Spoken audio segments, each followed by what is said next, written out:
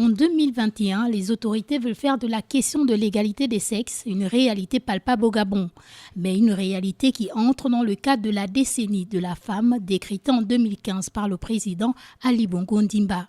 La femme gabonaise va désormais jouir de ses droits au même titre que les hommes.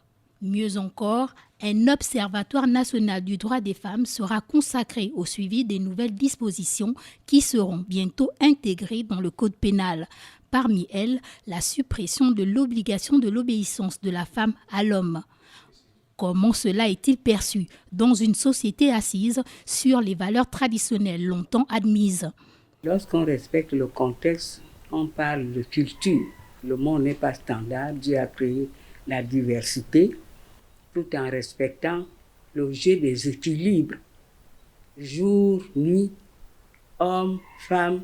Est-ce que ces mots-là, soumission, désobéissance, chef de famille, est-ce que c'est ça qui fait avancer la famille?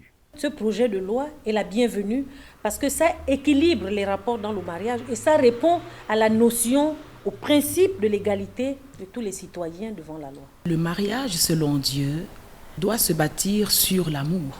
Et la volonté du Seigneur, c'est que l'homme soit le chef de la femme. Le Seigneur voudrait aussi que le mari puisse aimer sa femme.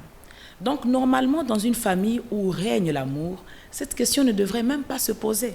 Parce que la femme est aimée par son mari.